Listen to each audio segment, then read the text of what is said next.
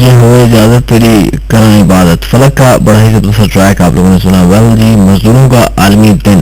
اور مزدور کون ہوتے ہیں، کس لیے ہوتے ہیں، کیسے ہوتے ہیں؟ بہت لوگ یہ کلیم کرتے ہیں کہ سوسائٹی میں ایکویلٹی ہونی چاہیے، سوسائٹی ایکول ہونی چاہیے. یہ جو مزدور ہیں اور یہ جو امیر اور غریب کا فرق ہے یہ نہیں ہونا چاہیے. تو بی بی اے میں نے سوشالوجی کا سبجیکٹ پڑھا. سوشالوجی میں ایک بڑا انٹرسٹنگ سبجیکٹ تھا، چیپٹر تھا اسٹیٹس. اسٹیٹس اگر سوسائٹی میں نہ ہو تو وہ سوسائٹی کبھی بھی ترقی نہیں کر سکتی، وہ سوسائٹی کبھی بھی جو ہے سروائیو نہیں کر سکتی. اگر سوسائٹی میں سب کچھ برابر ہو، مطلب اگر ایک موچی جو ہے جوتا سینے والا اور ایک ڈاکٹر کی سیلری اگر برابر ہوگی تو وہ سوسائٹی کبھی بھی ترقی نہیں کر سکتی. اس لیے سوسائٹی کو سروائیو کرنے کے لیے ان کی اجرت میں، ان کی جو سیلریز ہیں، ان کی جو ویجز ہیں، ان میں ڈفرینس ہونا چاہیے. جتنے زیادہ ٹیلنٹڈ لوگ ہوں گے اتنا زیادہ ان کو پیسہ ملے گا. اگر ٹیلنٹ کی پرٹیکولرلی ہم بات کرتے ہیں تو جو ایک موچی ہے، ایک جوتے سینے والا ہے، وہ اپنے کام میں بہت زیادہ ایکسپرٹ ہے. اس کی نسبت جو ہے وہ گاڑی کا میکینک ہے، وہ جوتا نہیں سی سکتا. تو گاڑی کا میکینک جو ہے اپنی جگہ پر ایکسپرٹ ہے، موچی اپنی جگہ پر ایکسپرٹ ہے، ڈاکٹر اپنی جگہ پر ایکسپرٹ ہے، سائنسدان اپنی جگہ پر ایکسپرٹ ہے، پروفیسر ٹیچر اپنی جگہ پر ایکسپرٹ ہے. اور تمام لوگ جتنے بھی ہیں اپنی اپنی جگہ پر اپنے ٹیلنٹ کے حساب سے اگر ان کو سیلریز ملتی ہیں، ویجز ملتی ہیں، تب یہ سوسائٹی سروائیو کر سکتی ہے. ادروائز وہ سوسائٹی سروائیو نہیں کر سکتی. اب تمام لوگوں کو یاد ہوگا کہ جاپان کے اوپر جو ہے امریکہ نے 2 بم پھینکے تھے، ناگاساکی اور ہیروشیما پر ایٹم بم پھینکے تھے. اور اس کے بعد جو ہے جاپانی سوسائٹی بڑی مطلب ڈیڈ ہو گئی تھی. اس بڑے حادثے کے بعد تقریباً 1.5 لاکھ سے زیادہ لوگ جو ہے اس حادثے میں مار گئے تھے. اور اس وقت جو ہے جاپانی فوج جو ہے، جو پہلے سیکنڈ ورلڈ وار میں جو بہت آگے تھی اور کافی لوگوں کو انہوں نے ہارڈ ٹائم دیا ہوا تھا، ٹف ٹائم دیا ہوا تھا. ہیروہیٹو جو ہے اس وقت جنرل تھے، صدر تھے جاپان کے، اور اس وقت جو ہے ان کی کمر توڑ دی امریکہ نے اس کے اوپر ایٹم بم پھینک کر. اور فرسٹریشن بہت زیادہ پائی جا رہی تھی اس وقت سوسائٹی میں. اور جاپان کے اندر ایک چیز ہے، ان کے بلڈ کے اندر یہ چیز پائی جاتی ہے کہ وہ لوگ جو ہیں ہمیشہ خودکشی کو ترجیح دیتے ہیں. مطلب ان کی سوسائٹی میں جو ہے اس کو اتنا بڑا کرائم نہیں سمجھا جاتا، اتنا بڑا جرم نہیں سمجھا جاتا، کیونکہ زیادہ تر آبادی جو وہاں پر جاپان میں آباد ہے وہاں پر کوئی ریلیجن نہیں ہے، وہ کسی بھی ریلیجن کو نہیں مانتے اور وہ کہتے ہیں کہ خدا تو نعوذ باللہ دنیا میں ایگزسٹ نہیں کرتا. تو اس وجہ سے جو ہے وہ تمام لوگ جو اپنی لائف سے یا سیٹسفائی ہوتے ہیں ڈسسیٹسفیکشن کی صورت میں، وہ لوگ جو ہے ان کے سوسائڈ پوائنٹس بنے ہوئے ہیں، وہاں پہ جا کے وہ سوسائڈ کر لیتے ہیں. سوسائڈ کا ریشو جو ہے جاپان میں شروع سے بہت زیادہ چلتا آ رہا ہے. اور امریکہ کو جاپان نے ٹف ٹائم اس لیے دیا تھا کہ ان کے پائلٹ جو تھے وہ جہاز اڑاتے ہوئے آتے تھے اور امریکہ کی کسی بیس کے ساتھ ٹکرا دیتے تھے، خود بھی مر جاتے تھے، خود کو حملہ ہوتا تھا. اور اس کے بعد پھر امریکہ نے بیزار ہو کے فرسٹریشن میں جاپان کے اوپر ایٹم بم پھینکا تھا.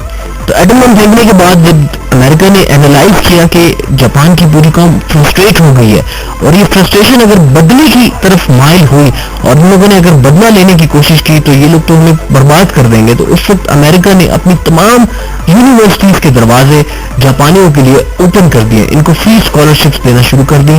اور وہ یونیورسٹیز میں جو ان کے اسٹوڈنٹس گئے، جاپانیوں کے اسٹوڈنٹس گئے.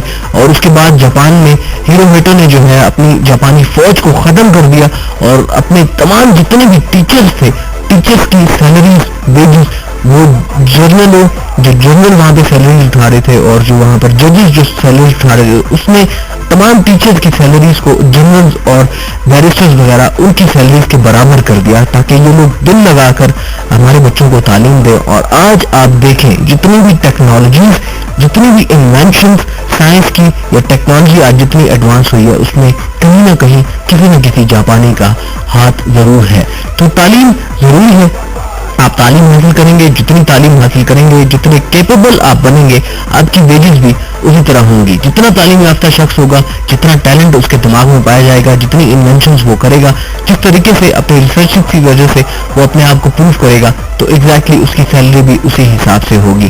اگر ایک مزدور ہے وہ اپنے کام میں وہ کہ بہت زیادہ ایکسپرٹ ہے، لیکن وہ ایک پرٹیکولر ڈومین میں جو ہے وہ کام کر رہا ہے اور اسی کام میں وہ ایکسپرٹ ہے اور اس کی ایکسپرٹیز جو ہے وہ بہت زیادہ لوگ جو ہے وہ سیکھ لیتے ہیں ہیں, اور کمپٹیشن جب بڑھ جاتا ہے تو آپ کی ویجز ایگزیکٹلی کم ہو جاتی ہیں. تو جو کام انسان کی فطرت ہے اس کو آسان لگتا ہے وہ وہی کرتا ہے.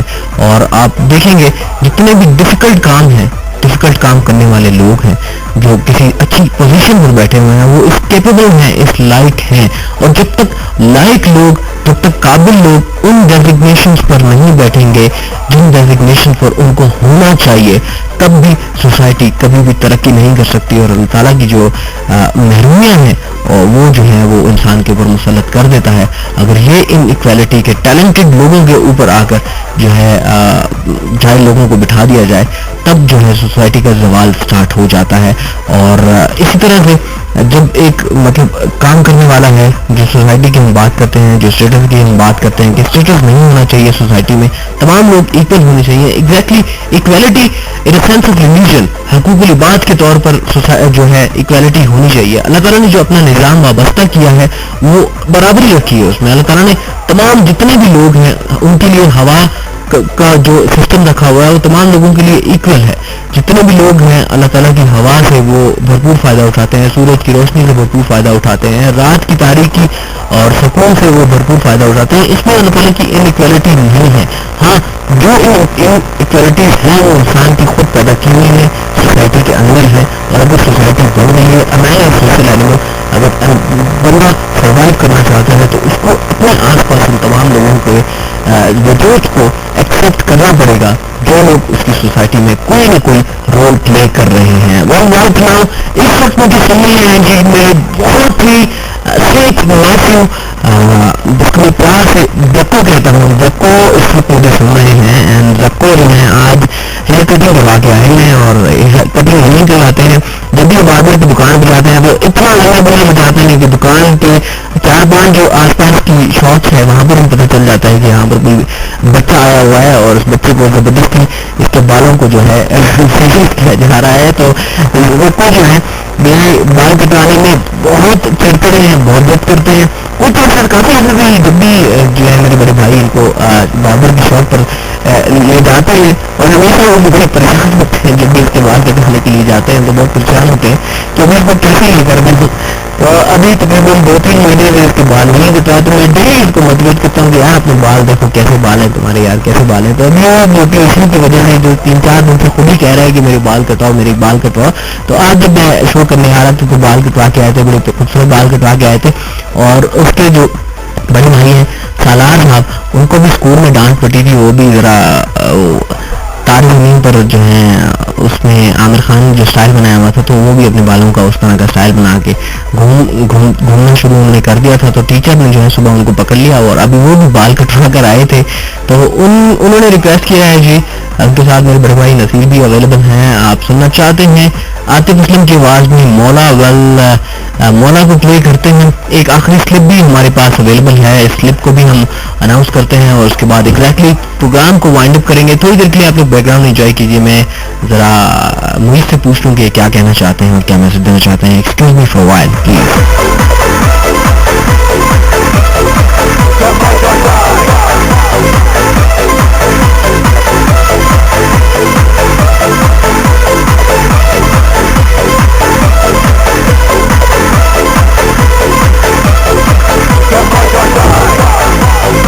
جی لاسٹ پارٹیسپینٹ ہمارے ساتھ ہیں اور ان میں ہیں سہر شاہ کہتے ہیں سلام اینڈ دعا, thank you so very much. ریت بینڈ کا وعدہ ٹریک آپ سننا چاہتے ہیں, ایکسٹریملی ویری سوری, میں نے اس ٹریک کا وعدہ کیا تھا اور وہ ٹریک میں پلے نہیں کر پایا.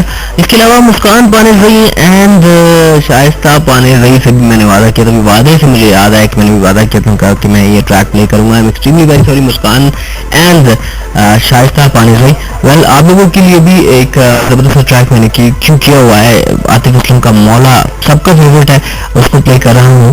اور میرے نیفیو کی ریکویسٹ ہے, میرے بھتیجے کی ریکویسٹ ہے, تو اس کو میں فی الحال جو ہے رد نہیں کر سکتا کیونکہ میں نے واپس گھر جانا ہے. تو یو کین انڈرسٹینڈ.